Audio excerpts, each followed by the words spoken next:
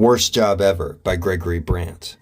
I've had many jobs in my life, over 100, and if you count all the various day labor gigs I've had, then it's probably over 200. I've never had money handed to me, I've always had to work for it. Most day labor gigs were rough, especially in the 1990s when there was less regulations and people were just expected to work harder. I don't think very many members of Gen Z could handle these kind of jobs. They weren't all backbreaking work. I remember one particular job with my friend Benny. They had us on a U.S. military base going through classified materials and moving the materials from one side of the base to the other. Me and Benny couldn't believe they were letting us do this. We were driving a huge military vehicle, and both of us had purple hair at the time. Benny didn't even have a driver's license. He was using his brother's ID just to get the job. By the middle of the day, the superiors put the whole thing to a halt and sent us back to the day labor place. Most of the day labor places were called Labor Ready, some big corporation that exploits people by paying the minimum amount possible for back-breaking work, breaking every regulation while they do it. The very worst job they ever sent me on was one called Brick Catcher. It was where I stood in front of a machine that shot out hot, freshly made bricks. I was to quickly catch each brick and put it on a stack before the next one came flying out.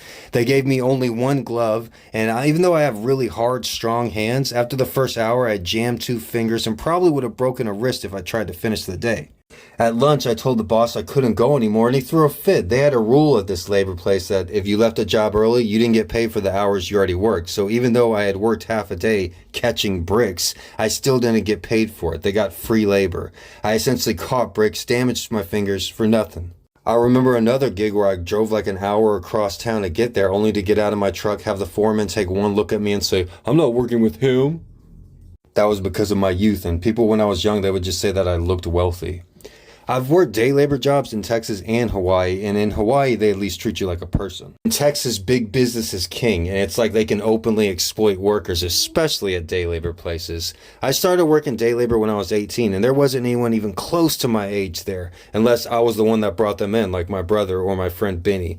At day labor in Texas, I had to work my ass off with no breaks. But at day labor in Hawaii, they encouraged me to take breaks, and the work was usually pretty easy.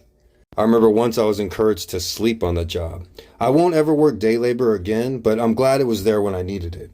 My name is Gregory Brandt, aka Mr.G. Check out my book, Gonzo Education, on Amazon. Everybody have a great day. Catch you tomorrow.